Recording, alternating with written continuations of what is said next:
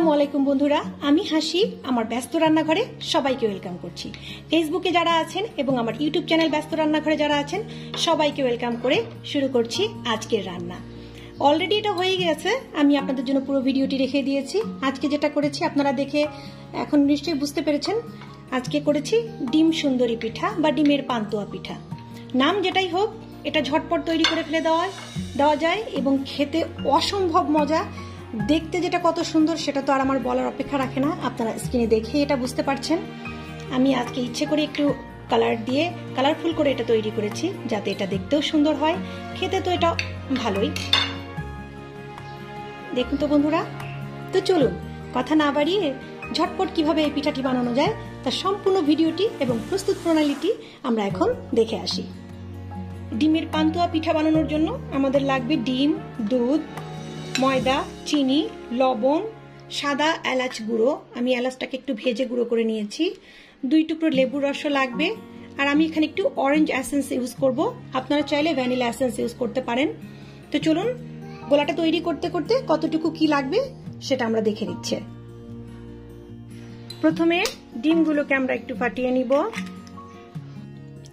ডিমগুলোকে একটা হুইস্কের সাহায্যে আমি একটু ফেটিয়ে নিচ্ছি। ডিম যদি আপনার ফ্রিজে থাকে তাহলে ডিমটা আধা ঘন্টা আগে আপনারা বের করে রাখবেন, এতে ভালো হয়, ব্যাটারটা অনেক ভালো হয়। এখন আমার যেহেতু এখানে 4টা ডিম আছে, আমি এখানে 2 কাপ চিনি নিয়ে নিয়েছি। আমার ডিমগুলো অনেক বড় ছিল, সেই জন্য আমি একটু কেক বানালে কেকের যে মিষ্টিটা হয় আমি সেইভাবে চিনিটা দিলাম। আপনাদের যদি এটা বেশি মনে হয় আপনারা একটু চিনির পরিমাণটা কমিয়ে নিতে পারেন, কারণ মিষ্টিটা তো যার যার টেস্ট অনুযায়ী। আমার বাচ্চাদের একটু মিষ্টি পছন্দ দেখে আমি একদম একটু মোটামুটি ভালোই মিষ্টি সেভাবে দিলাম। একটু লবণ দিলাম, আপনারা দেখতে পাচ্ছেন খুবই কম।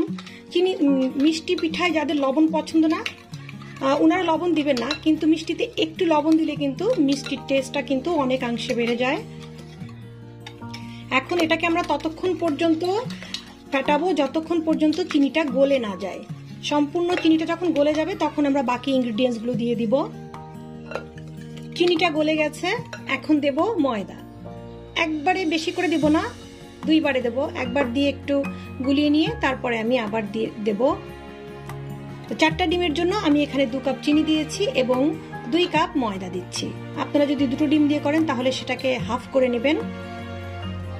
আমি আবার একটু ময়দা দিচ্ছি এখন, দিয়ে এটাকে মিশিয়ে নেব। ডিমের সাইজগুলো অনেক বড় হওয়ার কারণে আমার মনে হচ্ছে আর একটু ময়দা লাগবে, সেজন্য আমি ছোট কাপের আর 1 কাপ ময়দা আমি এখানে দিয়ে দিলাম। মাখাতে মাখাতে আপনারা দেখবেন গোলাটা কিন্তু মানে ব্যাটারটা অনেক টাইট হয়ে আসবে, এই যে এরকম ঘন হয়ে আসবে। এই ব্যাটারটা আমাদের পাটিসাপটা গোলার মতো করে পাতলা করতে হবে। পাতলা করার জন্য যেটা করব, আমরা এর ভেতরে বাকিটুকু গরুর দুধ দেব। তবে গরুর দুধ না থাকলে কিন্তু প্যাকেটের যে গুঁড়া দুধটা আছে সেটাও কিন্তু আপনারা গুলিয়ে নিয়ে এখানে দিতে পারবেন, এতে টেস্ট আরো ভালো আসে। আমি অল্প অল্প করে দুধ দেব এবং অল্প অল্প করে গোলাবো। এখানে আমি দুধের পরিমাণটা বলছি না, কারণ এটা পাটিসাপটার মতো একটু পাতলা গোলা তৈরি করতে ঠিক যতটুকু দুধ লাগবে আমি ধীরে ধীরে ধীরে ধীরে ঠিক ততটুকু দুধ আমি এর মধ্যে অ্যাড করব। অতএব দুধের পরিমাণটা আমি এই জন্য বলছি না, আপনারা আপনাদের যতটুকু প্রয়োজন গোলা তৈরি করতে ঠিক ততটুকু দুধ আস্তে আস্তে দিবেন এবং মিশিয়ে নেবেন। তবে গরম দুধ কিন্তু এর ভেতরে দেওয়া যাবে না। দুধটা যদি গরম থাকে নর্মাল টেম্পারেচারে এনে তারপরে কিন্তু এর ভেতরে আস্তে আস্তে মেশাতে হবে।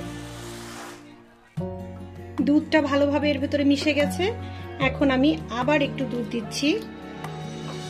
এইভাবে যতক্ষণ পর্যন্ত আমার পারফেক্ট ব্যাটার না আসবে আমি ততক্ষণ দুধ দিতে থাকবো এবং এটা গোলাতে থাকবো। দিয়ে দিচ্ছি সাদা এলাচ গুঁড়ো, অল্প ছোট্ট চামচের 1 চামচের মতো। দিয়ে দিচ্ছি একটু লেবুর রস। এটা কিন্তু টক করবে না, লেবুর ঘ্রাণটা অনেক ভালো আসে এর ভেতরে। আমি এর আগে যেহেতু ট্রাই করেছিলাম আমি জানি।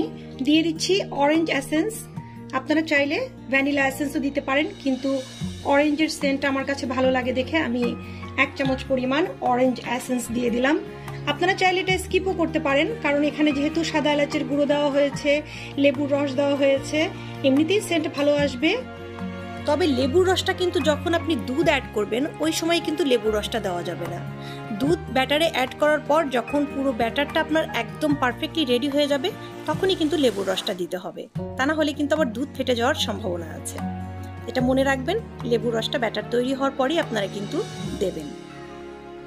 আমার ব্যাটারটা রেডি হয়ে গেছে বন্ধুরা, দেখুন আমি একটু দেখিয়ে দিচ্ছি। এই দেখুন, এই ধরনের পাতলা ব্যাটার হবে, খুবই পাতলা, মোটা কিন্তু করা যাবে না। আমি আরেকটি ছোট বাটিতে একটু ব্যাটার ঢেলে নেব। ব্যাটারটা এখন পিঠার জন্য রেডি।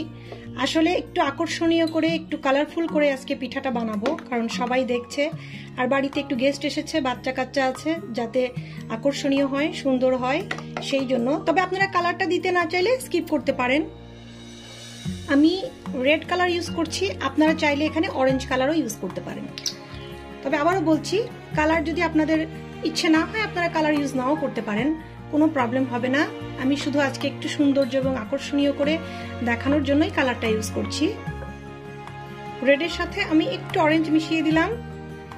দেখুন কালারটা অনেক সুন্দর এসেছে। এটার জন্য স্বাদের কোনো হেরফের হবে না, কিন্তু সৌন্দর্য অনেক গুণে বেড়ে যাবে। আমার ব্যাটার গোলানো শেষ, চলুন এখন আমরা পিঠা বানাতে চলে যাই। এখানে আমি একটু হালকা টিয়া কালারও দেওয়ার চেষ্টা করেছি, যাই হোক যেমন হোক একটু কালার এসেছে। তো চলুন চলে যাই পিঠা বানাতে। চুলাটা অন করে প্যান বসিয়ে দিয়েছি, দিয়ে দিলাম অল্প একটু তেল। পিঠার ভেতরে যে আমরা ডিমটা দিব সেটা এখন আমরা একটু প্রিপেয়ার করে নেব।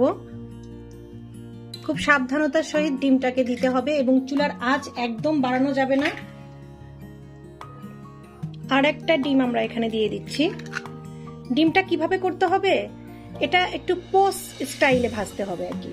ডিম পোস্ট আমরা যেভাবে করি, ডিম পোস্টটাতে কি হয়, ডিমটা কিন্তু আমরা কাঁচা রাখি, কিন্তু এখানে ডিমের কুসুমটাকে পুরোপুরি ভাবে সিদ্ধ করে নিতে হবে। সেই জন্য চুলার আঁচটা বাড়িয়ে দেওয়া যাবে না, তাহলে বাইরে পুড়ে যাবে, ভেতরে কিন্তু কাঁচা থেকে যাবে। আপনারা দেখেই বুঝতে পারছেন চুলার আঁচটা কত কম। এখন আমরা এই যে কুসুমটাকে ফোল্ড করে নিব। অল্প একটি লবণ আমি দিয়ে দিয়েছি, আপনারা দেখেছেন। এখন আমি দিয়ে দিচ্ছি একটু চিনি। পিঠাটা যেহেতু মিষ্টি, ভেতরের ডিমটা যদি মিষ্টি না হয় তখন কিন্তু ফ্যাকাশে লাগবে। কিছুক্ষণ এভাবে রেখে দেওয়ার পর এখন আমরা এটাকে ফোল্ড করব, খুবই সাবধানে, যেন কুসুমটা ভেঙে না যায়, আবার এটা যেন ফোল্ডও হয়ে যায়। কাজটা একটু তাড়াহুড়া না করে ধৈর্যের সহিত করতে হবে। তবে কুসুম হঠাৎ করে ভেঙে গেলে টেনশনের কিছু নাই, পিঠার এতে টেস্ট কমে যাবে না, কিছুই হবে না। কিন্তু এটার নাম যেহেতু পান্তুয়া বা ডিম সুন্দরী পিঠা, তখন কিন্তু সৌন্দর্যের ব্যাঘাত ঘটে যাবে। তো অতএব শুধু খেতে ভালো হলেই তো হবে না, সৌন্দর্যটাও খেয়াল রাখতে হবে। আপনারা দেখুন আমি কিভাবে করছি।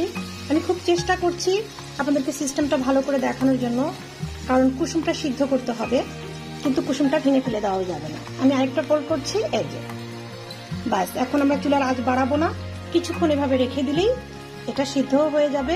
খুব সুন্দরভাবে এটা হয়েছে, খুবই অল্প আছে। এটা আমি 3-4 মিনিট ধরে কিন্তু ভেজে নিলাম। দেখুন কত সুন্দর হয়েছে, কুসুমও ভেঙে যায়নি, আবার এটা পুড়েও যায়নি। এখন এটাকে আমি তুলে নিব।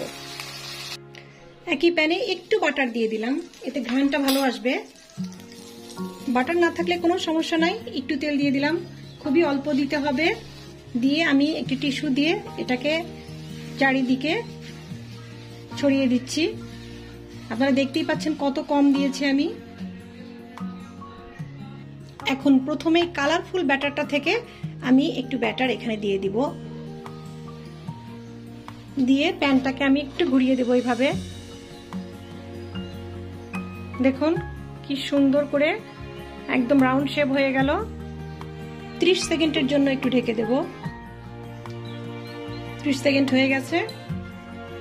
দেখুন এটা কিন্তু সিদ্ধ হয়ে গেছে, এই যে আমি হাত দিচ্ছি, তার মানে এটা পুরোপুরি সিদ্ধ। এখন আমরা এখানে দিয়ে দিব আমার ওই সুন্দর করে ভেজে রাখা ডিমটা, দিয়ে এখন এটাকে আমরা ফোল্ড করে দেব। চুলার আঁচ কত আস্তে সেটা আপনারা বুঝতে পারছেন, যে আমি পিঠাটাকে হাত দিয়ে ধরতে পারছি। এটা হয়েও গেছে, কিন্তু এটা হাত পুড়ে যাবে না। দেখুন বন্ধুরা কত সহজ। এবং আরেকটি ফোল্ড করে দিচ্ছি, এই যে ফোল্ড হয়ে গেছে। এবারও একটু খুব সামান্য পরিমাণের আমি বাটার দিয়ে দিলাম। আর একটু 2-3 ফোঁটার মতো একটু তেল দিয়ে দিলাম, দিয়ে এটাকে আমি একটু এখানে মিশিয়ে দিলাম। এখন আমরা যে সাদা ব্যাটারটা আছে সেখান থেকে একটু ব্যাটার এখানে দিয়ে দিব, দিয়ে এটাকে আমরা এইভাবে একটু ঘুরিয়ে চারিদিকে যেন ছড়িয়ে যায় সেভাবে একটু ঘুরিয়ে দিব। এমন ভাবে আমরা ঘোরাবো যেন এই ব্যাটারটা এই পিঠাটার সাথে এর গায়ে লেগে যায়, মানে দুটো যেন একসাথে জয়েন্ট হয়ে যায়। আবার ঢেকে দিচ্ছি 30 সেকেন্ডের জন্য।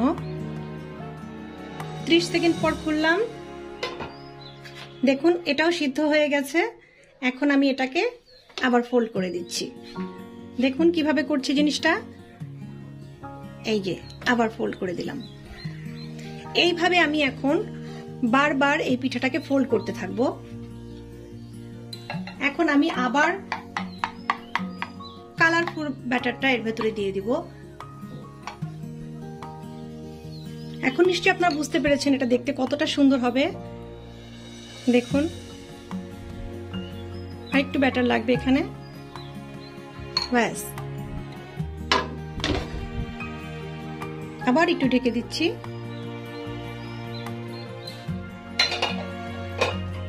আবারও খুললাম। এইভাবে আমি আমার ইচ্ছা মতো পিঠাটাকে ফোল্ড করতে থাকবো। আপনারা দেখতেই পাচ্ছেন।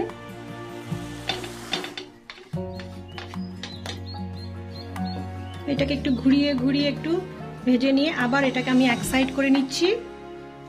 নিয়ে এখন আমি এটা টিয়া বা গ্রিন কালার করার চেষ্টা করেছিলাম, যাই হোক কালারটা আসেনি ভালো, তারপরেও আমি এটা দিচ্ছি।